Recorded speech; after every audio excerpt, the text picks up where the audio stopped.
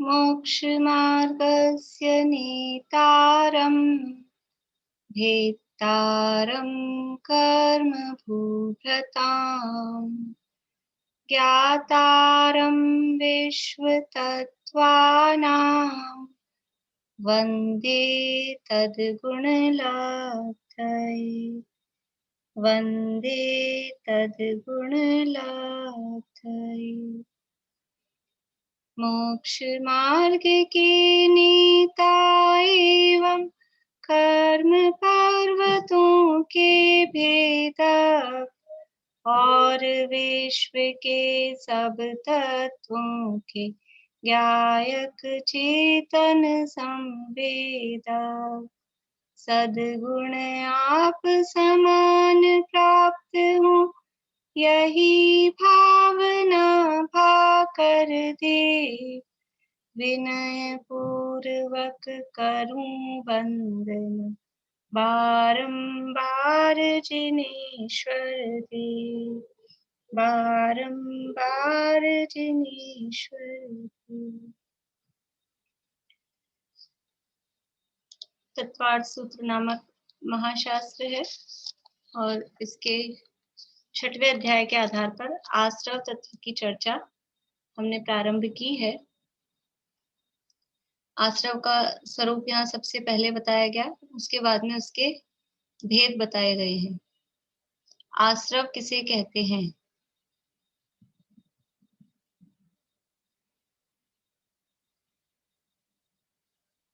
नीलम भाभी, आश्रव किसे कहते हैं? मन वचन क्रिया की है और जो प्रदेश होने वाली चंचलता को भी योग कहते हैं और इसी को आश्रव। ठीक है, बढ़िया। मन वचन काय की क्रिया वो योग है क्योंकि वो आत्म प्रदेशों की चंचलता में कारण है और जो योग है वही आश्रव है। और सामान्य शब्दों में जब तक हमने पढ़ रखा है उन शब्दों में कहें तो आश्रव किसे कहते हैं? बोलिए चित्रा आंटी। कर्मों के आने के द्वार को आश्रव कहते हैं। कर्मों के आने के द्वार को अथवा कर्मों का आना वो आश्रव कहलाता है। ये आश्रव शरीर वचन और मन के माध्यम से जो क्रियाएं हो रही हैं उनके माध्यम से वो आश्रव आ रहे हैं, यानी कर्म आ रहे हैं। इसलिए वो जो क्रियाएं हैं वो क्रियाएं भी 2 प्रकार से होती हैं। कैसे 2 प्रकार से होती हैं? प्रीति बोलो। समझी नहीं मैं। मन वचन काय की जो क्रिया हो रही है योग, वो 2 प्रकार से हो रहा है। कैसे 2 प्रकार से? द्रव्य योग और भाव योग? नहीं, रजनी जी बोलिए। शुभ योग और अशुभ योग। हाँ, शुभ योग किसे कहेंगे?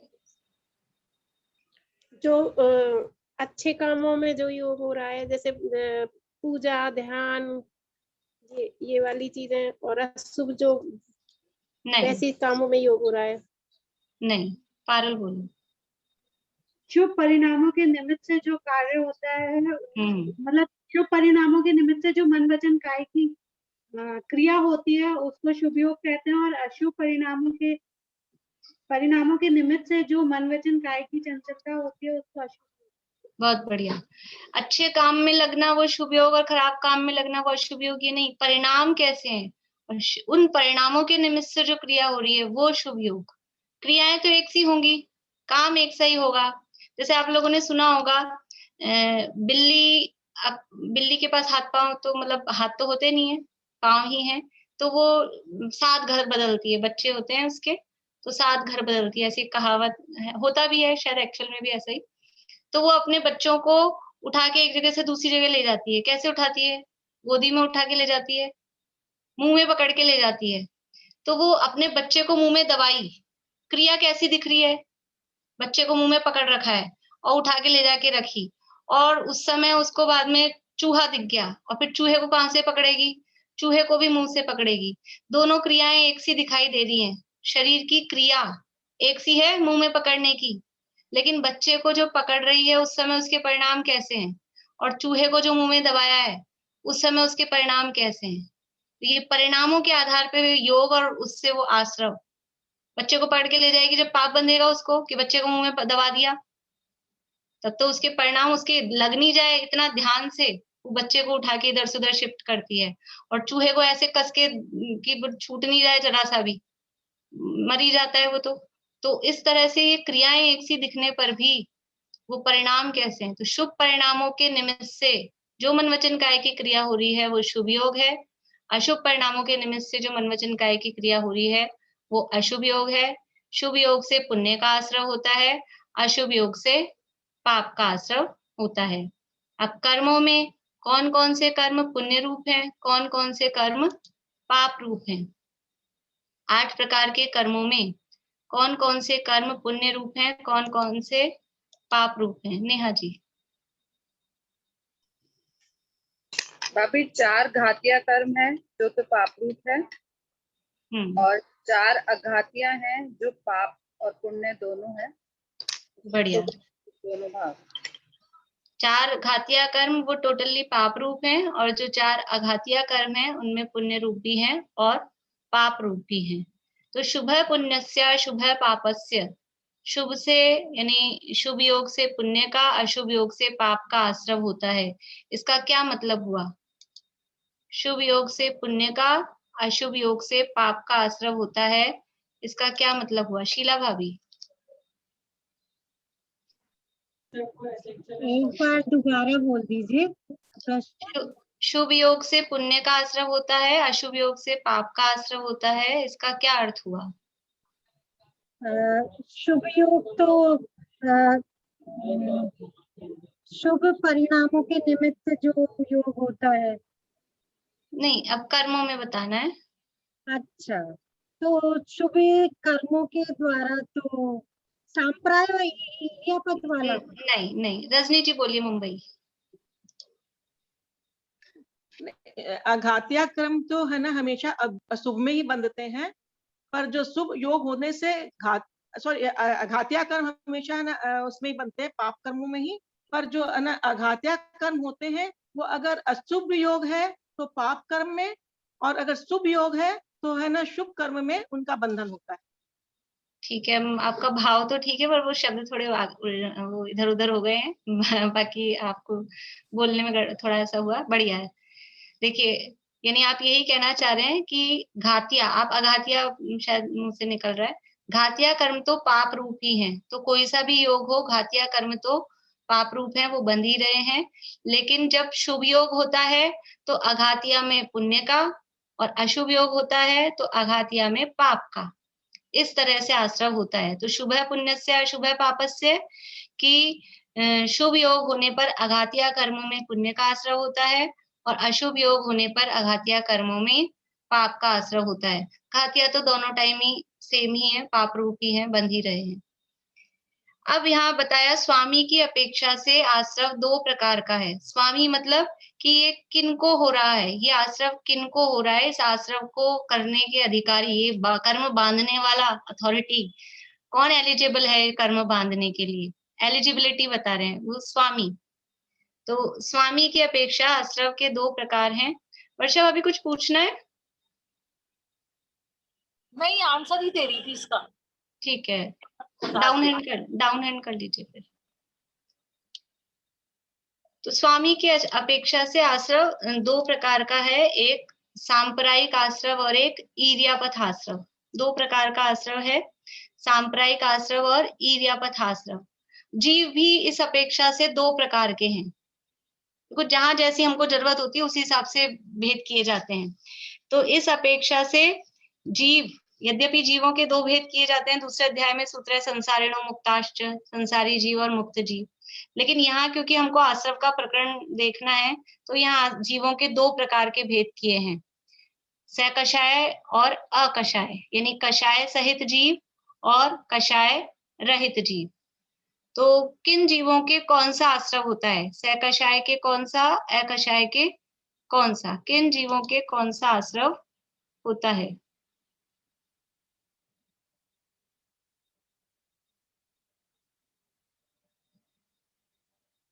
अंकल बताइए।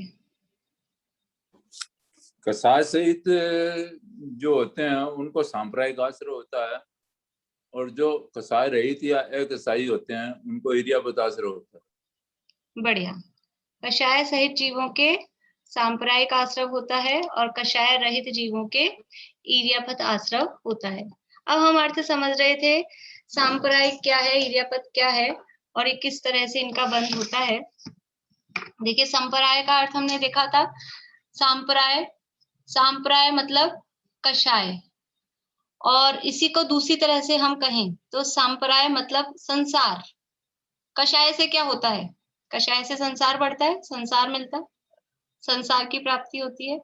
तो सांप्रदाय जो संसार के कारण हैं, ऐसी कषाय, संसार के कारणभूत कषाय सहित जो जीव है वो कहलाते हैं, यानी वो जो आश्रय हो रहा है, ऐसे जीवों के जो आश्रय हो रहा है वो कहलाता है सांप्रदायिक आश्रय। संसार की कारणभूत ये है कषाय। ये कषाय कैसी हैं, संसार की कारण। तो संसार की कारणभूत जो कषाय हैं उनके माध्यम से जो आश्रय हो रहा है, मतलब क्या, जहां तक कषाय है वहां तक जो कर्म आ रहे हैं वो आश्रय कहलाएगा सांप्रदायिक आश्रय। जहां तक कषाय है, कहाँ तक है कषाय, कोई एरिया वाइज, कोई टाइम वाइज, तो हमने गुणस्थान वाइज देखा था। हम उसको टाइम भी कह सकते हैं, गुणस्थानों को टाइम लाइन में भी कह सकते हैं। लेकिन जहां तक, यानी जिस गुणस्थान तक, जब तक जीव के जीवन में कषाय है तब तक जो आश्रय हो रहा है वो कहलाएगा सांप्रदायिक आश्रय। और यदि कषाय चली गई हैं, उसके बाद भी कर्म आ रहे हैं, तो वो कहलाएगा इरियापत आश्रय। तो अब हमको ये देखना है कि ऐसे कौन से कारण हैं कि कषाय है तब भी कर्म आ रहे हैं और कषाय चली गई तब भी कर्म आ रहे हैं। तो कर्मों के आने का कारण क्या है वास्तव में, कि कषाय अगर होती कर्मों के आने का कारण, तो कषाय जाने पर कर्म आना बंद हो जाते। तो आगे 8वें अध्याय में बताए हैं कि बंध के 5 कारण हैं। बंध के कारण कितने हैं, 5। 5 कारण हैं बंध के। मिथ्यात्व, अविरति, प्रमाद, कषाय और योग। ये बंध के, इनको आश्रव के भी कहते हैं, आश्रव के कहें, बंध के कहें। ये 5 कारण हैं, मिथ्यात्व, अविरति, प्रमाद, कषाय और योग। सूत्र है 8वें अध्याय का पहला सूत्र है, मिथ्या दर्शनावृत्ति प्रमाद कषाय योगा बंध हेतु। ये बंध के हेतु हैं, बंध के कारण हैं। तो ये बंध के कारण है 5। मिथ्यात्व का मतलब है मिथ्या दर्शन, उल्टी मान्यता, विपरीत मान्यता। जो वस्तु जैसी है उसको वैसा नहीं मानना, जीव को जीव नहीं मानना, अजीव को अजीव नहीं मानना, अजीव को जीव मानना, जीव को अजीव मानना, ये मिथ्यात्व है, ये उल्टी मान्यता है। दुख के कारण को सुख का कारण मानना, सुख के कारण को दुख का कारण मानना, ये उल्टी मान्यता है। परद्रव्य हमें सुखी दुखी करते हैं ऐसा मानना, ये उल्टी मान्यता है। तो ये सब कहलाती है मिथ्यात्व। अविरति किसे कहते हैं, अविरति का मतलब है व्रतों का अभाव, 5 पापों का त्याग नहीं करना, वो कहलाता है अविरति। अव्रत, व्रत यानी पापों का त्याग, और अव्रत यानी 5 पापों का त्याग नहीं करना। 5 पापों का त्याग नहीं करना यानी 5 पापों में लीन रहना, पापों में प्रवृत्त रहना, वो कहलाता है अविरति। विरति यानी पापों का त्याग, और अविरति यानी पापों का त्याग नहीं किया, पापों में प्रवृत्त रहा। ठीक है, जैसे कि अभी हम जैसे किसी से बात करते हैं कि हम सुन रहे हैं, समझ रहे हैं, पढ़ रहे हैं, इच्छा तो नहीं होती है रात में खाने की, लेकिन त्याग भी नहीं किया, ऐसा अपन बोलते हैं कि हमारा त्याग तो नहीं है लेकिन हम खा लेते हैं, 7 बजे से पहले भोजन कर लेते हैं। तो क्या है, उन्होंने व्रत नहीं लिया, रात्रि भोजन त्याग का व्रत नहीं है, तो अभी उनकी स्थिति कैसी कहलाएगी, अविरति। भले नहीं खा रहे लेकिन स्थिति कौन सी है, अविरत, यानी पापों का त्याग नहीं किया है, पापों में प्रवृत्त हो रहे हैं, तो वो कहलाएगा अविरति। फिर चौथा पॉइंट है प्रमाद। प्रमाद का मतलब है असावधानी। प्रमाद, हाँ, तीसरा पॉइंट है प्रमाद का मतलब है असावधानी, बोलते हैं हम प्रमाद, प्रमाद मतलब असावधानी। तो किस चीज में असावधानी? कि जो आत्म कल्याणकारी कार्य हैं, आत्मा के स्वरूप को समझने योग्य जो कार्य हैं, उसमें असावधानी, उसका नाम प्रमाद है। आत्म स्वरूप में असावधानी को प्रमाद कहते हैं। हम अपने को जानने के लिए कोशिश ही नहीं कर रहे, हम दुनिया की सारी बातें करते हैं, दुनिया के सारे काम करते हैं, सबको जानने की इच्छा होती है। कहीं से जरा सी खटखट की आवाज आए तो जानने की इच्छा होती है, कहाँ से आ रही है, क्यों आ रही है। कहीं कुछ हो रहा है थोड़ा बहुत भी, तुरंत हमारा उपयोग जाता है। लेकिन ये मैं कौन हूं, ये कौन बोल रहा है, ये आवाज, ये शब्द किसके आ रहे हैं, वो हम सोचने का प्रयास नहीं करते कि ये आखिर मैं हूं कौन। तो अपने स्वरूप को जानने में असावधानी, उसका नाम प्रमाद है। प्रमाद के 15 भेद होते हैं, अभी वो डिटेल में अपन नहीं जा रहे हैं, वो आगे पढ़ेंगे अपन। कषाय, कषाय की चर्चा अपन ने कल की ही थी। जो आत्मा को दुखी करती हैं, कसती हैं, वो कषाय है। और कषाय कितनी होती हैं? कषाय 4 होती हैं, क्रोध, मान, माया और लोभ। तो ये कषाय। इसके बाद में 5वां है योग। योग भी हमने पढ़ा है, कषाय और योग 2 शब्द हमने पढ़े हैं। योग किसे कहते हैं? कि मन वचन काय के निमित्त से आत्मा के प्रदेशों में जो चंचलता होती है, उसका नाम योग है। आत्मा के प्रदेशों की चंचलता का नाम योग है। और उसमें निमित्त कौन हो रहा है? निमित्त का मतलब बाहर में कारण कौन बन रहा है? तो उसमें बाहर में कारण बनते हैं मन, वचन और काय, इनकी क्रिया। तो ये 5 बातें हैं, 5 कारण हैं बंध के। मिथ्यादर्शन, अविरति, प्रमाद, कषाय और योग, ये 5 बातें हैं। ठीक है। अब है कल हमने देखे थे 4 चीजें। ये तो है बंध के कारण, थोड़ा सा आपको ध्यान रखना पड़ेगा। ये क्या है? बंध के कारण, ये है कारण, रीजन। और ये है टाइप्स, बंध के प्रकार, 4 प्रकार: प्रकृति, प्रदेश, स्थिति और अनुभाग। ये है बंध के टाइप्स, बंध के प्रकार। बंध है 4 प्रकार का: प्रकृति बंध, प्रदेश बंध, स्थिति बंध और अनुभाग बंध। ये 4 प्रकार का बंध है। और ये 4 प्रकार का बंध होने के कारण 5 हैं। 5 कारण अभी अपन ने पढ़े, मिथ्या, प्रवृत्ति, प्रमाद, कषाय और योग। तो अब किसको किस में सेट करें अपन?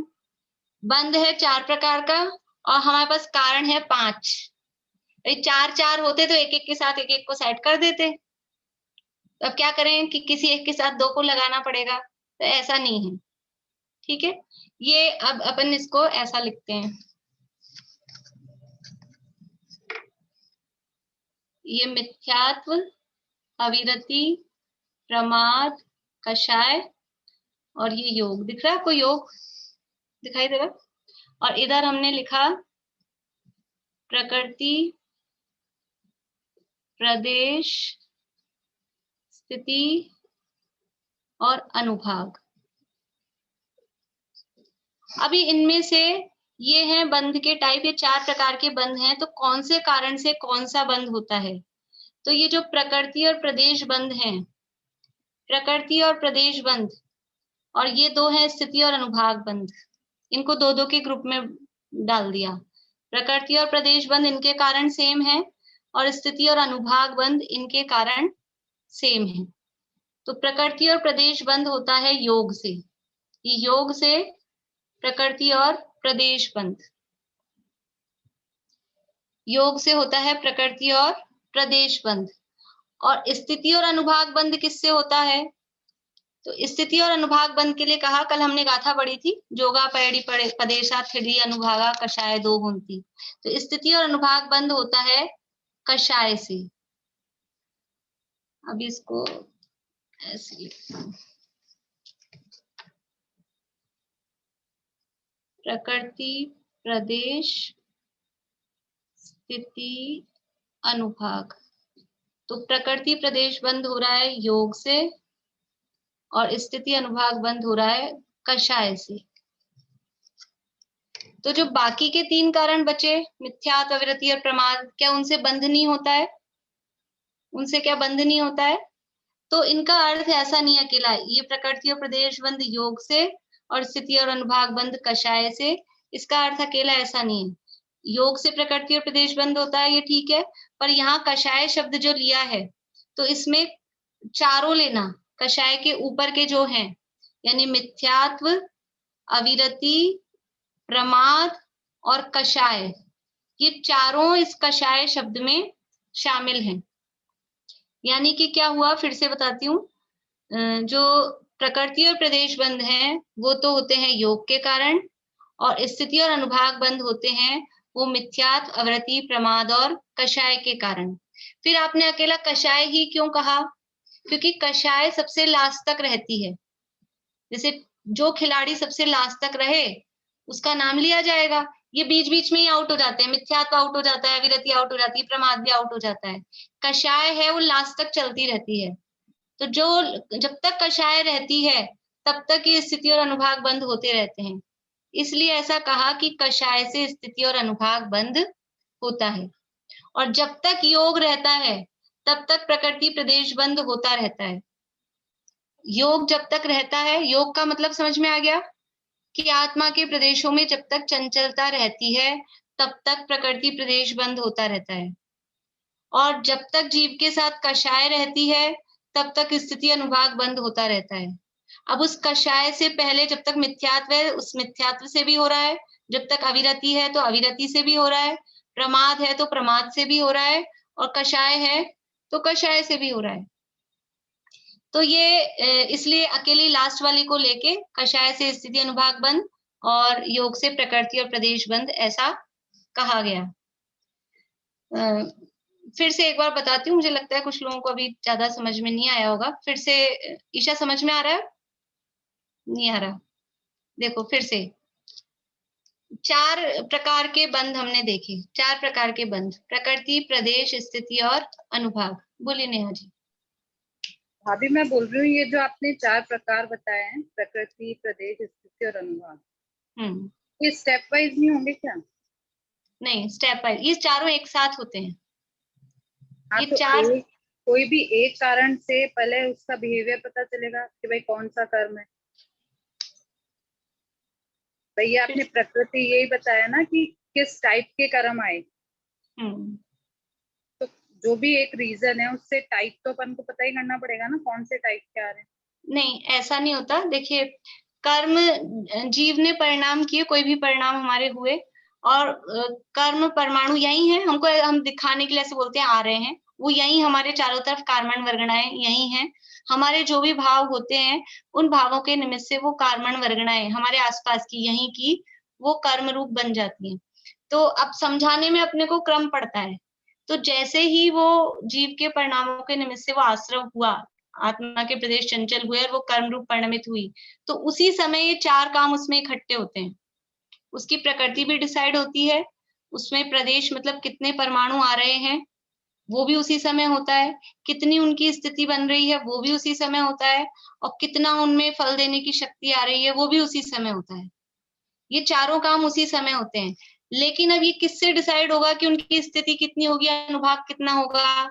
तो वो डिसाइड पड़ेगा, आपका मिथ्यात्व है तो मिथ्यात्व भी काम करेगा, अविरति है, प्रमाद है और कषाय है, चारों चीजें हैं, तो वो चारों चीजों के आधार पे ये स्थिति अनुभाग डिसाइड होगा। अगर मिथ्यात्व चला गया है, बाकी के 3 हैं, तो 3 चीजों के आधार पे डिसाइड होगा। अगर मिथ्यात्व, अविरति और प्रमाद चले गए हैं, अकेले कषाय ही है, तो कषाय के आधार पे डिसाइड होगा।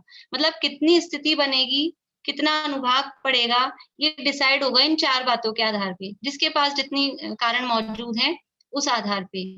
लेकिन अब उनकी प्रकृति कौन सी होगी और उनमें संख्या कितनी कितनी आएगी, तो वो डिसाइड होगा योग के आधार पे। योग का काम बस इतना ही है, आपके योग कितना था, कंपन कितना था, तो जितना ज्यादा कंपन था उतने परमाणु ज्यादा आए, तो परमाणु ज्यादा आए तो वो जब बटेंगे, बटने का भी उनका फिक्स है कि किसको प्रपोर्शन, किसको ज्यादा पोर्शन मिलता है, किसको कम पोर्शन मिलता है, वो सब उनका फिक्स है, तो वो उनका उस हिसाब से मिलेगा। लेकिन किस प्रकृति में जा रहा है, तो आपके जो योग था वो योग कैसे परिणामों को, शुभ योग या अशुभ योग हमने देखा, और शुभ योग और अशुभ योग हो रहा है वो परिणामों के निमित्त से। तो किस टाइप के परिणाम थे, अभी आगे हम पढ़ेंगे ज्ञानावरण आदि के आश्रव के कारण। तो हमारे परिणाम किसी के ज्ञान में अंतराय डालने के थे, ज्ञान में बाधा पहुंचाने के। तो उसमें प्रकृति कौन सी बनने वाली है अधिक, ज्ञानावरण। स्थिति अनुभाग किसके पढ़ेंगे, ज्ञानावरण के। और हम किसी के वैसे दूसरे कामों में अंतराय डाल रहे हैं, तो सामान्य दान देने में अंतराय डाल रहे हैं, तो फिर दानांतराय, वो अंतराय कर्म में जाएगा। तो वो हमारा किस तरह की मन वचन काया की क्रिया हो रही है, योग कैसे हैं और परिणाम कैसे हैं, उन सबके साथ में मिलके ये सारी बातें डिसाइड होती है। तो 4 प्रकार के बंध हैं। कुछ लोग ऐसे हों जिनको कुछ भी समझ में नहीं आ रहा हो, पूछना चाहे तो पूछ सकते हैं, नहीं तो धैर्य पूर्वक सुने, कोई बात नहीं है। और अगर उनको लगता है कि हम पूछें तो हैंड रेज कर लें, पूछें बिल्कुल। 4 प्रकार के बंध हैं, प्रकृति बंध, प्रदेश बंध, स्थिति बंध और अनुभाग बंध। इनका स्वरूप ख्याल में आया। प्रकृति मतलब नेचर, कौन से टाइप का कर्म बनेगा, ज्ञानावरण, दर्शनावरण, मोहनीय, वेदनीय, आयु, नाम, गोत्र, अंतराय, ये है 8 प्रकार के कर्म, वो कहलाते हैं प्रकृतियां। वो प्रकृति बंध, किस टाइप की प्रकृति बनेगी। फिर प्रदेश का मतलब है कितने कर्म आ रहे हैं, संख्या, और वो आके बन रहे हैं प्रदेशों के साथ में, वो कहलाता है प्रदेश बंध। फिर कितने समय तक वो हमारे साथ में रहेंगे, उनका टाइम पीरियड, वो कहलाता है स्थिति बंध। और वो कैसा फल देंगे, रिजल्ट क्या आएगा, वो कहलाता है अनुभाग बंध। तो ये 4 प्रकार के बंध हैं, और ये 4 प्रकार के बंध इन 5 चीजों से डिसाइड होते हैं। और इन 5 चीजों को 2 भागों में बांट दिया, योग एक तरफ और मिथ्यात्ववृत्ति, प्रमाद और कषाय, इन चारों को मिला के एक नाम दे दिया कषाय, क्योंकि कषाय लास्ट तक रहने वाली है, इसलिए एक नाम उनको दे दिया कषाय। तो स्थिति और अनुभाग बंध वो डिसाइड होता है हमारी कषाय पे। कषाय का मतलब क्या, समझ में आ रहा है आपको, कषाय का मतलब क्या, जो अपन ने बंध वाला प्रकरण पढ़ा, स्निग्ध रुक्षत्वाद बंध है। तो कषाय का मतलब क्या है, राग और द्वेष। राग और द्वेष का दूसरा नाम कषाय है। तो कितनी स्थिति पड़ेगी, यानी कितने टाइम तक चिपके रहेंगे और कैसा फल देंगे, यानी उसको सफाई करने में वो धूल आके चिपक गई ना, तो चिकनाई ज्यादा थी तो ज्यादा दिन तक चिपका रहेगी वो धूल, और वो इतनी ज्यादा चिकनाई थी तो अब उसको साफ करने में हमको कितनी मेहनत होगी, कैसा फल देगी वो। तो वो स्थिति और अनुभाग डिपेंड कर रहा है कषाय पे। कषाय मतलब राग द्वेष के परिणाम जो हमारे हैं, तो उसके आधार पे ये स्थिति अनुभाग डिसाइड होता है। और योगों से प्रकृति और प्रदेश बंध डिसाइड होता है, उससे कोई हमको सुख दुख में खास फर्क नहीं पड़ता, इतना फर्क नहीं पड़ता, असली फर्क पड़ता है स्थिति और अनुभाग से। तो यहाँ जो ये बात कही है कि सांप्रदायिक आश्रव और ईर्यापथ आश्रव, तो 10वें गुण स्थान तक हमने देखा है कि सांप्रदायिक आश्रव है। बोलिए चमेली आंटी। प्रकृति जैसे एक बार डिसाइड हो गई, लेकिन अगर उसके बाद अपना क्रोध शांत हो गया या थोड़ा सा नम पड़ गया कुछ भी वजह से, तो उसमें चेंज हो सकता है फिर बाद में प्रकृति में। देखिए वो तो उसके नियम है कि अगर वो मूल प्रकृतियों में चेंज नहीं होता है, यानी ज्ञानावरण दर्शनावरण में नहीं जाएगी, दर्शनावरण मोहनीय में नहीं बदलेगी, लेकिन ज्ञानावरण की प्रकृतियों में आपस में, मति ज्ञानावरण, शुद्ध ज्ञानावरण में या अवधि ज्ञानावरण में, उनमें आपस में चेंज हो सकता है बाद में। अच्छा, मूल प्रकृतियों में परिवर्तन नहीं होता। ठीक। तो ये जो 2 प्रकार के आश्रव हमने देखे, सांप्रदायिक आश्रव और ईर्यापथ आश्रव। तो सांप्रदायिक आश्रव है वो 10वें गुण स्थान तक होता है, मतलब कि 10वें गुण स्थान तक कषाय रहती है। जहां तक कषाय है वहां तक ये चिकनाई है, और वो आश्रव है वो स्थिति अनुभाग को लिए हुए है। कषाय से आश्रव हो रहा है सांप्रदायिक आश्रव, उसका मतलब क्या है कि उसमें स्थिति भी पड़ेगी, अनुभाग भी पड़ेगा, ठीक है। लेकिन और जहां तक 10वें गुण स्थान तक योग है कि नहीं है, 10वें गुण स्थान तक सांप्रदायिक आश्रव कहा, तो वहां तक योग है या नहीं है, 10वें गुण स्थान तक योग होगा कि नहीं होगा।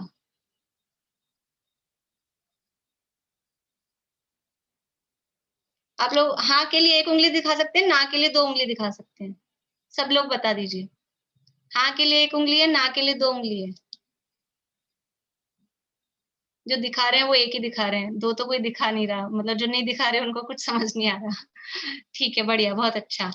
यानी जहां तक कषाय है वहां तक योग भी है ही है। तो क्योंकि प्रकृति प्रदेश बंद तो हो ही रहा है, प्रकृति प्रदेश बंद हो रहा है और उसमें स्थिति अनुभाग पड़ रही है, तो 10वें गुणस्थान तक तो योग भी है, कषाय भी है, सब कुछ है और पूरा आश्रव हो रहा है। लेकिन 10वें गुणस्थान के आगे, 10वें गुणस्थान के आगे क्या है कि कषाय खत्म, मिथ्यात्व चला गया, पहले गुणस्थान से ऊपर मिथ्यात्व नहीं है। फिर चौथे गुणस्थान से ऊपर अविरति नहीं है, पहले गुणस्थान तक ही मिथ्यात्व है, उसके ऊपर कभी भी मिथ्यात्व नहीं है।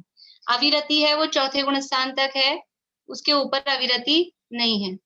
प्रमाद है वो 5वें गुणस्थान तक है, 6ठे गुणस्थान तक है, उसके ऊपर प्रमाद नहीं है, मतलब 6ठे गुणस्थान के बाद प्रमाद चला जाएगा। तो ये तो बीच बीच में जाते जा रहे हैं।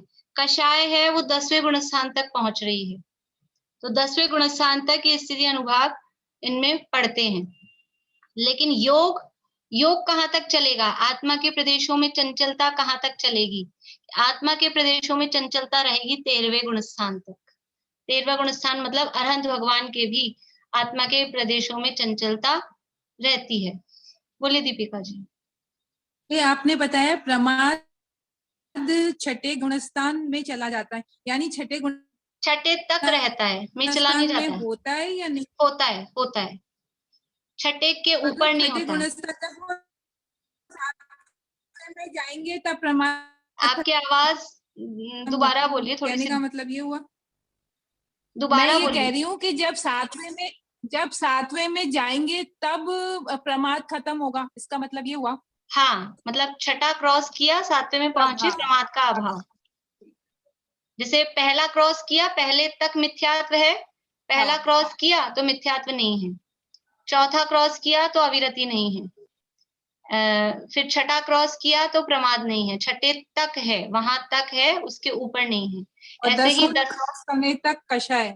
हाँ, 10वें तक कषाय है, 10वें के ऊपर कषाय नहीं है, 11वें में, 12वें में, 13वें में कषाय नहीं है।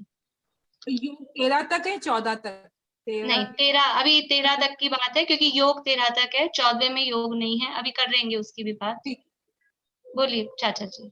हाँ, मेरा पूछना ये था कि 6ठे तक प्रमाद है, 7वें में नहीं है, क्या मैं सही हूँ, है ना? हाँ। तो जब मुनिराज गुण स्थान में झूलते हैं तो 7वें में रेगुलर नहीं रह पाते हैं, वो 6ठे में आते हैं, तो उस समय फिर प्रमाद वापिस जुड़ जाता है कि उनके यहाँ? हाँ हाँ, अच्छा, ठीक है।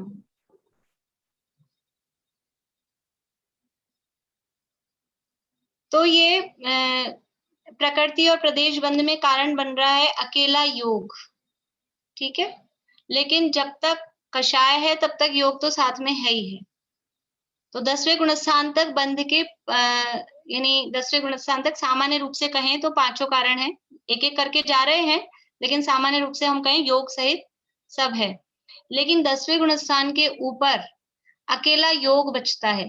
योग बचता है मतलब अब वहां मिथ्यात्व नहीं है, अवृत्ति नहीं है, प्रमाद नहीं है, कषाय भी नहीं है, केवल मन वचन काय की क्रिया हो रही है, उसके निमित्त से आत्मा के प्रदेशों में कंपन हो रहा है। और आत्मा के प्रदेशों में कंपन हो रहा है तो उसके कारण कर्म आते हैं। कर्म आते हैं तो उनमें प्रकृति बंद भी होता है, प्रदेश बंद भी होता है, मतलब उनके प्रकृति डिवाइड हो रही है, प्रदेश संख्या भी आ रही है।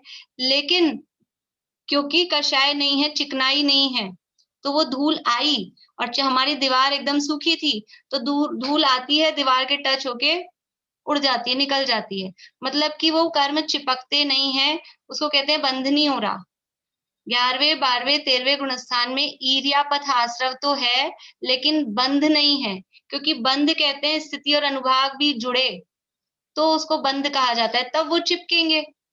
लेकिन 11वें 12वें और 13वें गुणस्थान में क्योंकि कषाय नहीं है तो कषाय का अभाव होने के कारण वो कर्म आते तो हैं और कोई उनको रेस्पॉन्स ही नहीं मिलता। कोई हमारे घर आए या हम किसी के घर जाएं और कोई उठ के खड़ा होके देखे ही नहीं, गेट ही नहीं खोले, तो क्या होगा, 2-3 बार बैल बजाएंगे फिर निकल जाएंगे, रेस्पॉन्स ही नहीं है।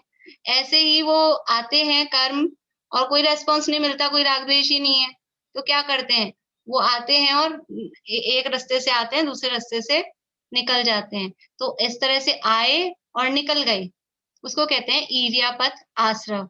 फिर क्यों कहा कि आश्रव है? कि होता है योग है ना, और योग के कारण आते हैं, तो आते हैं तो कहेंगे, यानी अलग अलग टाइप से कथन करने की शैली जिनवाणी की होती है। तो ये बात है कर्णान योग की। तो कर्णान योग में इतना सा भी पॉइंट होगा तो उसको बताया जाएगा। सामान्य रूप से हम ऐसा भी कह देंगे कि उनके नहीं है, उनके बंध नहीं है, ऐसा भी कह सकते हैं, क्योंकि स्थिति अनुभाग नहीं पढ़ रहे। लेकिन जब हम बारीकी में देखेंगे तो बारीकी में तो उनके कर्म आ तो रहे हैं, क्योंकि योग है, लेकिन वो आकर चिपक नहीं रहे, इसलिए उनके स्थिति अनुभाग उसमें नहीं पड़ते हैं। तो 11वें, 12वें और 13वें गुण स्थान में योगों के कारण प्रकृति और प्रदेश बंध तो होता है, लेकिन स्थिति और अनुभाग बंध नहीं होता। अब 14वां गुण स्थान भी है। 14वें गुण स्थान को क्यों नहीं लिया? कि 14वें गुण स्थान में योग ही नहीं है, वहां आत्मा के प्रदेश चंचल नहीं होते। देखो, योग गुण है आत्मा का, आत्मा के प्रदेश चंचल होते हैं, उसका नाम योग है। अब वो उसमें मन वचन का निमित्त बनता है। आप कहो कि वहां पर भी कि मन वचन का यद्यपि वहां होते भी नहीं है, काय योग का भी अभाव है, काय बल का भी अभाव है, इसलिए 14वें गुण स्थान में उसका नाम क्या है? 14वें गुण स्थान का नाम है अयोग केवली। नाम ही क्या है उसका? अयोग केवली। 13वें गुण स्थान का नाम है सयोग केवली। सयोग मतलब योग सहित, और 14वें वाले का नाम है अयोग केवली, तो वो योग रहित हैं।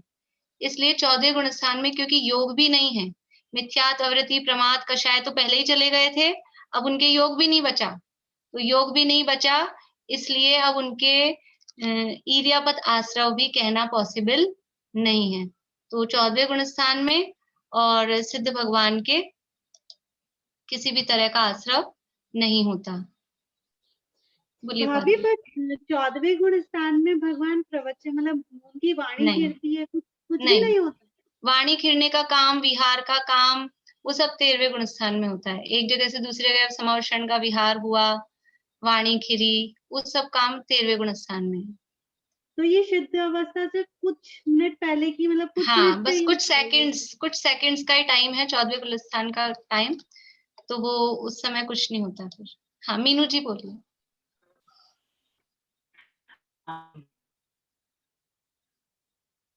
अनम्यूट करिए आप वापस। हाँ ठीक है। जय जिनेन्द्र दीदी। जय जिनेन्द्र। मैं एक पूछ रही थी कि 13वें गुण स्थान में आपने बोला कि मन वचन काय की चंचलता की वजह से वहां कर्म बंद होता है। वो सामान्य कथन है, वहां मनोयोग तो नहीं है। हाँ, सामान्य रूप से बोला है, मैं वही मनोयोग का जानना नहीं चाह है। रही थी कि मतलब हाँ, बस वही था कि ठीक है, मन वचन काय काय वहां रहती है वो समझ में आता, लेकिन चंचलता का शब्द मुझे समझ में नहीं आ रहा था कि हम अनंत भगवान के लिए ऐसा मतलब चंचलता वाला कैसे समझे। नहीं, देखिए, अनंत भगवान के मन नहीं है, अनंत भगवान के मन नहीं है, तो मनोयोग तो नहीं है, लेकिन शरीर है और वचन है, तो काय योग और वचन योग होता है, मनोयोग नहीं होता है। पर वो उपचार से उनके मनोयोग कहा जाता है। द्रव्य मन है और वचन योग भी है, तो उपचार से सत्य और अनुभव मनोयोग, सत्य और अनुभव वचन योग, तो उपचार से मनोयोग कहा जाता है, इसलिए कहने में वो उपचार है, पर भाव मन उनके नहीं है अनंत भगवान के। इसीलिए मैं वो चंचलता का मतलब समझना चाह रही थी कि हम उसको चंचलता कैसे कहें कि मन वचन काय की चंचलता की वजह से, कि काय तो हमें दिखती है, काय है वो ठीक है, वचन भी है, लेकिन चंचलता समझ में नहीं आया मुझे ये शब्द। मनोयोग न, मतलब नहीं, मनोयोग उपचार से है, तो उपचार की तरफ से हम उसको कह देंगे। वास्तव में भाव मन अनंत भगवान के नहीं है। मैं अभी थोड़ा सामान्य से बोला, मैंने इतना बारीक में पहले नहीं बोला था कि वो सबको समझ में आए नहीं सॉरी, है। मैं बस वो खाली एक नहीं, चंचलता के अच्छा लिए है, मैं थोड़ा सा क्लियर। अटक गई जिन थी। लोगों को कुछ इस तरह का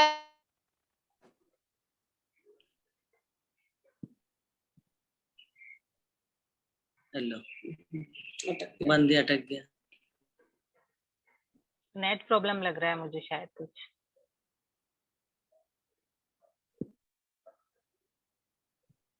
आवाज ही रुक गई एकदम।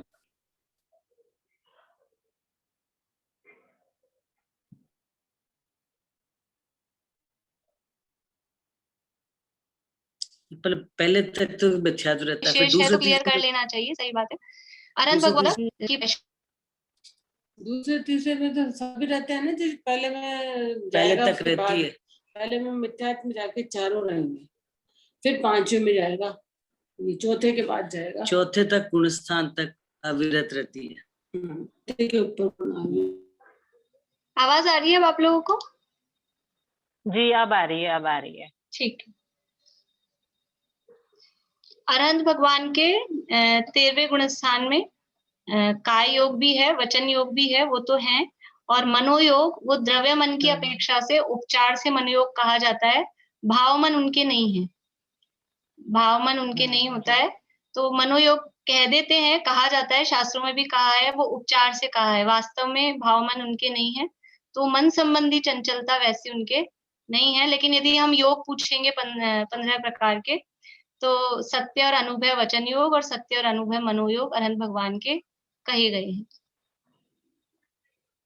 थैंक यू दीदी। रश्मि जी बोलिए। मेरा पूछना ये था, मतलब 10वें गुण स्थान तक तो योग और आश्रव दोनों रहता है, सांप्रदायिक जो है वो रहता है, हाँ, और 11, 12, 13 में इरिया पथ आ जाता है, इरिया मतलब है ना, 11, 12, 13 में, और 14 में तो सिद्धावस्था हो जाती है। फिर दूसरे तीसरे में क्या रहता है? जैसे पहले 14वें में में सिद्धावस्था नहीं होती, 14वें में सिद्धावस्था नहीं होती, 14वां का टाइम होकर फिर सिद्ध होते हैं। हाँ 14वां अरहंत भगवान का है। हाँ, मतलब फिर दूसरे तीसरे तक क्या रहता है? पहले में तो मिथ्यात्व रहता है, दूसरे पहले में मिथ्यात्व का भाव हुआ, तो दूसरे में अविरति, प्रमाद, कषाय, योग, दूसरे तीसरे चौथे में। देखिए मैं बता देती हूँ बोल के। पहले गुणस्थान में 5 कारण है, यहाँ अपने आगे आएगा, इसमें सब लिखा हुआ तो है, 8वें अध्याय में आएगा वो सब लिखा हुआ, 8वें अध्याय में है, ऐसे गुणस्थान भी बता के वहां लिखा हुआ है। पहले गुणस्थान में 5 कारण मौजूद हैं, फिर दूसरे तीसरे और चौथे में मिथ्यात्व गया, तो बाकी के 4 कारण बचे। अब 5वां है वो, उसमें भी थोड़ा सा बारीकी में देखते हैं तो संयमा संयम है, तो उसमें कदाचित अविरति कहते हैं, कदाचित नहीं कहते हैं, वो बीच का रहता है। फिर 6ठे गुणस्थान में मिथ्यात्व और अविरति गई, 3 कारण मौजूद हैं, प्रमाद, कषाय और योग। 7वें गुणस्थान में 3 कारण चले गए, तो कषाय और योग ये बचा। 8वें में भी कषाय और योग, 9वें में भी कषाय और योग, 10वें में भी कषाय और योग, 7वें से 10वें तक केवल कषाय और योग, ये 2 ही कारण हैं।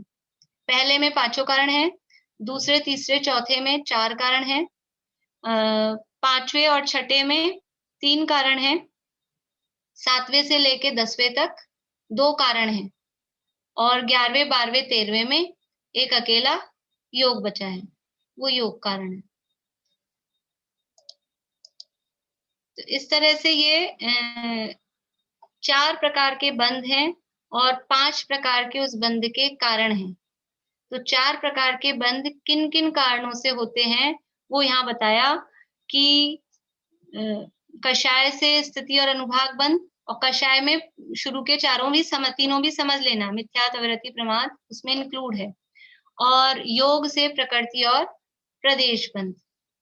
इस तरह से ये यहाँ पर अपनी जो बात आई थी वो थोड़ा सा अभी अपन ने शॉर्ट में देखा है। आज जिन लोगों को कुछ कम समझ में आया हो, कम आया हो, तो आगे 8वें अध्याय में बात वापस से आने वाली है, तो फिर बहुत जल्दी समझ में आ जाएगा। आज जितनी मेहनत लगी है मुझे भी समझाने में और आप लोगों को समझने में, तो वो 8वें अध्याय में फिर उतनी दिक्कत नहीं होगी, जल्दी समझ में आ जाएगा। और आज नहीं आया है तो चिंता नहीं करें, अपन फिर से पढ़ने वाले हैं, तो आ जाएगा फिर से समझ में। बोलिए पारुल। भाभी जो केवली समुद्घात होता है वो भी 14वें गुणस्थान में होता है? हाँ, केवली समुद्घात है वो 13वें में होता है, तो 14वें में नहीं होता है। वो आत्मा के प्रदेश फैलेंगे तो चंचलता होगी ना, 13वें में होता है सब।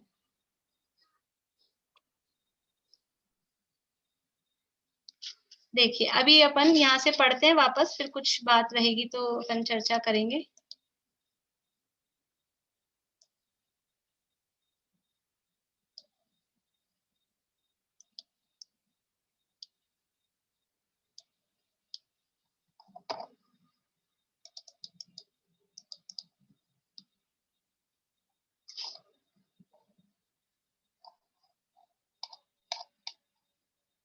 देखिए यहाँ ये अपन ने कल पढ़ा था, यहाँ से इस प्रकार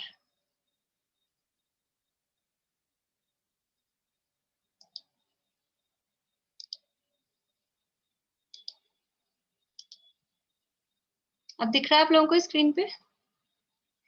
ये पेज नंबर है 240 नंबर पेज पे, नीचे से सेकंड पैरा है। इस प्रकार आश्रव स्वामी की अपेक्षा से सांप्रदायिक आश्रव और इर्यापथ आश्रव के भेद से दो प्रकार का होता है। योग से प्रकृति बंध और प्रदेश बंध होता है और कषाय से स्थिति और अनुभाग बंध होता है। कहा भी है पयडिठ्ठिदि अनुभाग पदेश भेदादु च दुविधो बंधो जोगा पयडि पदेशा ठिदि अनुभागा कसाय दो होंती। ये वृहद द्रव्य संग्रह जो अभी 1:40 से 2:30 बजे तक चल रहा है, उसकी 33 नंबर की गाथा है। उसमें कहा है प्रकृति स्थिति अनुभाग और प्रदेश के भेद से बंध 4 प्रकार का होता है। इनमें प्रकृति और प्रदेश बंध योग से तथा स्थिति और अनुभाग बंध कषाय से होता है। यहाँ एक प्रश्न संभव है कि क्या बंध के कारण योग और कषाय ही हैं, इनके अतिरिक्त अन्य कोई नहीं? उत्तर, इसी महाशास्त्र तत्वार्थ सूत्र में बंध के कारण गिनाते हुए कहा है मिथ्या दर्शना विरति प्रमाद कषाय योगा बंध हेतुः। ये तत्वार्थ सूत्र का 8वें अध्याय का पहला सूत्र है। इसमें कहा कि मिथ्या दर्शन, अविरति, प्रमाद, कषाय और योग ये 5 बंध के कारण अर्थात आश्रव भाव हैं। प्रश्न, द्रव्य संग्रह और इस ग्रंथ के 8वें अध्याय के कथनों में अंतर क्यों है? क्या अंतर दिखाई दे रहा है? द्रव्य संग्रह में तो कहा कि योग और कषाय दो ही कारण गए, जोगा पयडी पदेशा ठिदि अनुभागा कषाय दो होंती। तो यहाँ द्रव्य संग्रह में तो कहा केवल 2 ही कि कषाय और योग, और यहाँ कह रहे हैं तत्वार्थ सूत्र में 5 मिथ्या दर्शन, अवृत्ति, प्रमाद, कषाय और योग। तो ये प्रश्न कर रहे हैं कि ऐसा अंतर क्यों है? उत्तर, द्रव्य संग्रह में ही क्यों, इसी ग्रंथ के 8वें अध्याय के दूसरे सूत्र में लिखा है। इस तत्वार्थ सूत्र के 8वें अध्याय के ही दूसरे सूत्र में लिखा है स कषायत्वाद जीवः कर्मणो योग्यान पुद्गलानादत्ते सबंध, कि स कषायत्वाद कषाय सहित होने से जीवः यानी जीव कर्मणो योग्यान कर्म के योग्य पुद्गलों को आदत्ते यानी ग्रहण करता है, वह बंध है। तो वहां पे भी क्या कारण कहा? स कषायत्वाद यानी कषाय सहित, वहां पे भी एक कारण बताया कषाय सहित होने के कारण जीव कर्म के योग्य पुद्गल यानी कार्मण वर्गणाओं को ग्रहण कर लेता है, कर्म रूप परिणमित करा लेता है, उसको बंध कहते हैं। तो 8वें अध्याय के उक्त सूत्रों की व्याख्या यथा स्थान विस्तार से की जाएगी, पर अभी यहाँ इतना जान लो कि यहाँ कषाय शब्द से मात्र कषाय ही नहीं लेना, अपितु कषाय है अंत में जिनके, ऐसे मिथ्यात्व, अविरति, प्रमाद और कषाय लेना चाहिए। कषाय शब्द से अकेला कषाय ही नहीं लेना कि स्थिति और अनुभाग बंध का कारण कषाय है, मिथ्यात्व से बंध नहीं होता, कि अविरति से बंध नहीं होता, कि प्रमाद से बंध नहीं होता, ऐसा नहीं है। मिथ्यात्व से भी होता है, अविरति से भी होता है, प्रमाद से भी होता है, लेकिन कषाय क्योंकि लास्ट तक चल रही है इसलिए ऐसा कहने की पद्धति होती है। हम लोग भी दुनिया में इस तरह के कथन करते हैं, जैसे कभी कभी कुछ दुकानों के नाम ऐसे होते हैं, 4 भाई हैं तो 4 भाई में से एक भाई का नाम दुकान पे होता है एंड ब्रदर्स कर देते हैं, या पिताजी का नाम लिख के एंड सन्स, ऐसे नाम होते हैं दुकानों के। तो कभी कभी छोटे के नाम से चला देते हैं, कभी कभी बड़े के नाम से चला देते हैं। तो यहाँ जो लास्ट में है कषाय लास्ट तक रह रही है, तो उस कषाय का नाम लिया, बाकी ऊपर वालों का नाम नहीं लिया। ये इस तरह की कथन करने की पद्धति होती है। तो यहाँ कषाय शब्द से मात्र कषाय ही नहीं लेना, अपितु कषाय है अंत में जिनके, ऐसे मिथ्यात्व, अविरति, प्रमाद और कषाय लेना चाहिए, क्योंकि संसार को बढ़ाने वाला सांप्रदायिक आश्रव अकेली कषायों से ही नहीं, अपितु मिथ्यात्व, अविरति, प्रमाद और कषाय इन चारों से होता है। पहले से 10वें गुणस्थान तक स्थिति और अनुभाग बंध सहित सांप्रायिक आश्रव होता है, क्योंकि वहां तक कषायांश विद्यमान रहता है, परंतु उसके आगे 11वें से लेकर 13वें गुणस्थान तक कषायांश न होने से स्थिति और अनुभाग बंध से रहित योगों से होने वाला ईर्यापथ आश्रव होता है। ये सारी बातें जो अपन ने पढ़ी थी वो सब यहाँ समझ लीजिए, मेरे हिसाब से जितना अपन ने समझा था वही सब यहाँ था कि पहले से 10वें गुणस्थान तक वो कषाय सहित होने से जो आश्रव हो रहा है वो सांप्रायिक आश्रव है, और 11वें 12वें 13वें में अकेले योग से आश्रव हो रहा है, उसको ईर्यापथ आश्रव कहते हैं। ठीक है, तो क्या क्या पढ़ा अपन ने, क्या क्या समझ में आया कि 4 प्रकार के बंध हैं। आयुष जी समझ में आया? 4 प्रकार के बंध हैं और बंध के कारण है 5। तो बंध के 5 कारणों को हमने 2 में समराइज कर लिया, 2 में उनको गर्भित कर लिया। 4 कारण एक तरफ और 1 कारण एक तरफ। मिथ्यात, अवृत्ति, प्रमाद और कषाय ये एक साइड, और योग वो एक साइड। तो ये 2 हो गए, 2 पार्ट बन गए इनके। ऐसे ही जो 4 प्रकार के बंध थे उनके भी हमने 2 ग्रुप बना लिए, एक प्रकृति प्रदेश का ग्रुप, एक स्थिति अनुभाग का ग्रुप। तो अब दोनों साइड 2-2 हो गए, तो एक ग्रुप का कारण एक, दूसरे ग्रुप का कारण दूसरा। तो प्रकृति और प्रदेश बंध का कारण योग और स्थिति और अनुभाग बंध का कारण कषाय। और ये योग कहाँ तक रहता है, कषाय कहाँ तक रहती है? जहां तक कषाय है वहां तक कषाय सहित आश्रव सांप्रायिक आश्रव हो रहा है, वहां तक स्थिति अनुभाग पढ़ रहे हैं, और जहां तक योग है वहां तक ईर्यापथ आश्रव हो रहा है। तो अकेला योग 11वें 12वें 13वें में है, उसके पहले के गुणस्थानों में क्योंकि कषाय सहित योग है तो वहां तो सांप्रायिक आश्रव ही कहा गया है। अभी अब किसी को कुछ नहीं समझ में आया हो? ईशा आया कुछ कुछ समझ में आया? अभी किसी के प्रश्न हो तो बोलिए आप लोग, नहीं तो फिर हम दोबारा चालू नेक्स्ट क्लास में, अगर नहीं समझ में आया होगा फिर भी आपको, तो फिर थोड़ा सा लेंगे। संडे को क्लास नहीं रहती है, कल छुट्टी रहेगी, संडे को क्लास नहीं रहती है, मंडे को हम लोग फिर से मिलेंगे, संडे की छुट्टी रहती है। बोलिए शशि जी। अपन ने वो स्वभाव और विभाव देखा था, तो अब अपन ने 10वें गुण स्थान के बाद की जो स्थिति है वो स्वभाव में कहलाएगी क्या?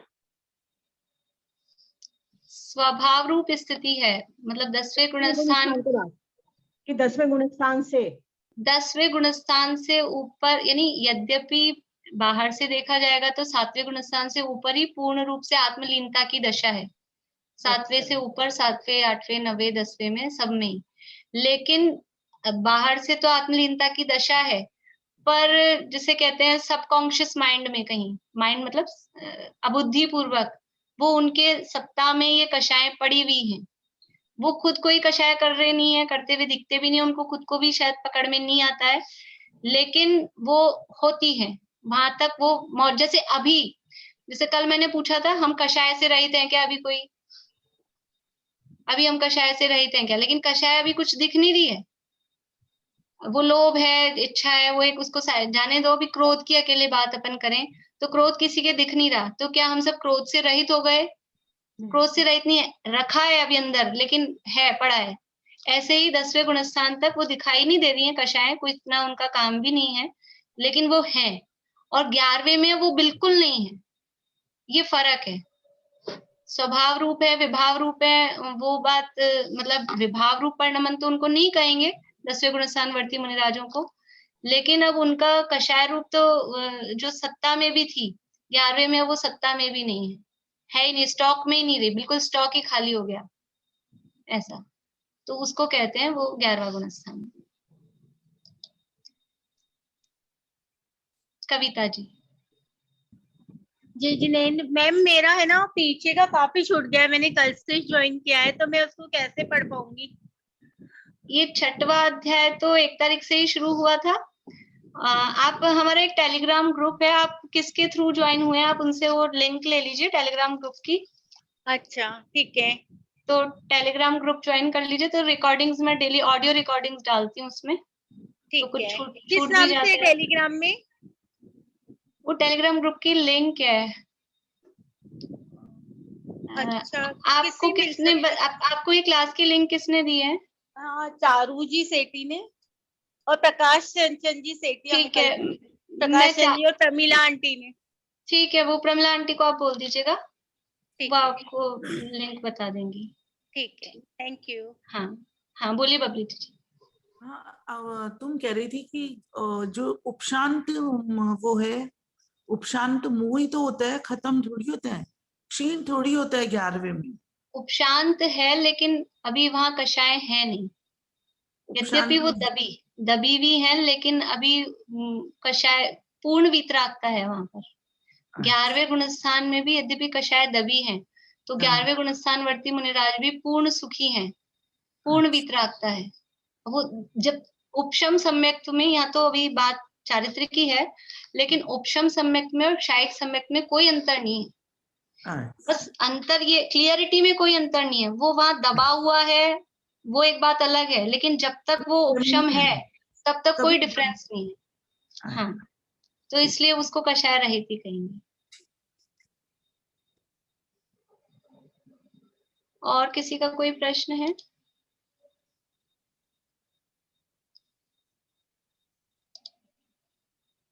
हाँ, मीनू जी बोलिए। मैं ये पूछना चाह रही थी दीदी कि इस टॉपिक से अलग थोड़ा सा पूछ सकती हूँ? पूछिए। मैं एक्चुअली नित्य निगोद के बारे में बात करना चाह रही थी कि क्या नित्य निगोदिया जीव नीचे सिर्फ कलकला में ही रहते हैं या 3 लोकों में कहीं भी हो सकते हैं? 3 लोक में कहीं भी हो सकते हैं। नित्य निगोद और इतर निगोद जो वर्ड है, ये क्षेत्रवाचक नहीं है। किसी एरिया के लिए नित्य निगोद या इतर निगोद शब्द नहीं होता। नित्य निगोद और इतर निगोद शब्द हैं, वो भाववाची हैं, मतलब भाव बताते हैं। नित्य निगोद किसे कहते हैं?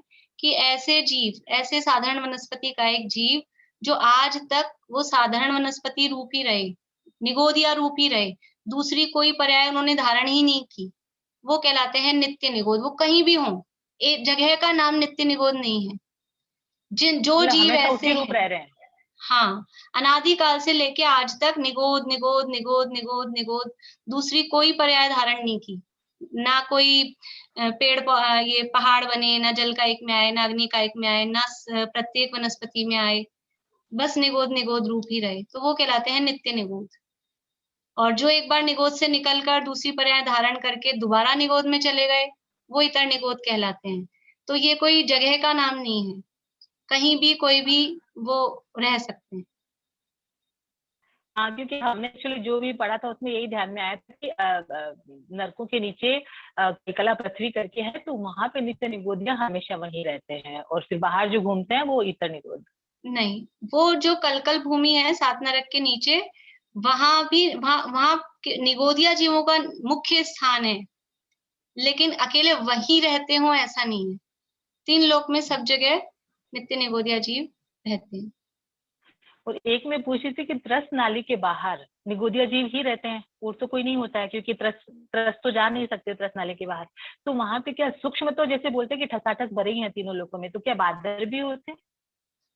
देखिए, त्रस नाली के बाहर वो स्थावर लोक है, तो अकेले निगोदिया जीव ही नहीं रहते, वो 5 प्रकार के सूक्ष्म स्थावर 5 प्रकार के वहां रहते हैं। बादर जीवों को चूंकि रहने के लिए आधार चाहिए, और दूसरे कोई त्रस जीव वहां है नहीं, तो वहां बादर जीव नहीं पाए जाएंगे। लेकिन जो वात वलय हैं, उन वात वलयों के आधार से बादर जीव पाए जा सकते हैं, क्योंकि वात वलय हैं, वो बादर वायु का एक जीव वहां पर है, तो उनके आधार से वहां पाए जा सकते हैं। बाकी मुख्यतः सूक्ष्म जीवों की होगी कि सूक्ष्म जीव ज्यादा। बिल्कुल, हाँ।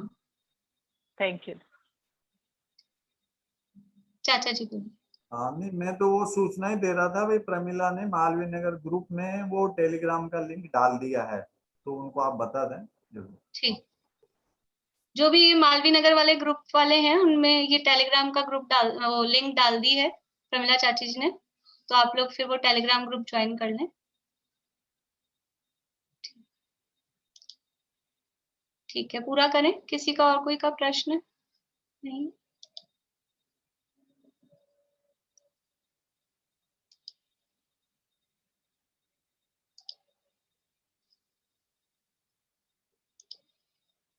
बोलिए बुआ।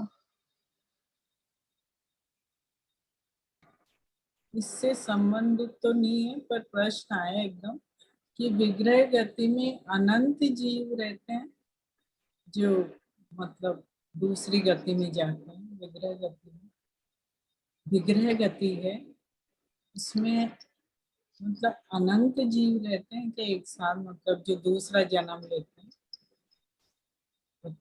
रह सकते हैं ना भाई, एक साथ अनंत निगोदिया जीव जन्मते हैं, मरते हैं, तो वो दूसरी जगह जा रहे हैं, तो विग्रह गति में हो सकते हैं अनंत जीव एक साथ। सभी जा रहे हैं, जैसे पंचे हाँ। सभी जा रहे हैं। भाई अनंत जीव, अनंत संख्या जहाँ भी आएगी वहाँ निगोदिया ही लेने पड़ेंगे, क्योंकि त्रस जीव तो असंख्यात ही होते हैं। त्रस जीव तो असंख्यात ही होते हैं, त्रस अनंत होते ही नहीं है। तो विग्रह गति में जा रहे हैं ना, दूसरा जन्म। हाँ, तो निगोदिया तो मरते हैं ना प्रति समय, इसलिए उस हाँ। अपेक्षा से ले सकते हैं ना, कोई दिक्कत नहीं है, हो सकता है, हो सकता है। ठीक, चलें चिन्वाणी स्तुति करें।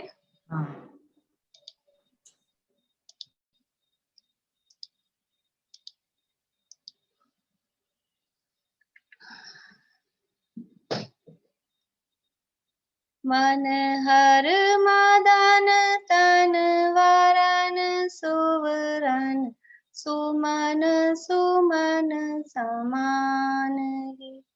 धन धान्य पूरित संपदा, अगणित कुबेर समान थी। उर्वशी सी अंगनाएं, संगिनी संसार की। श्री कुंथ जन तृण समता जीली, राह भव दधि पार की। 9 बार नमोकार मंत्र।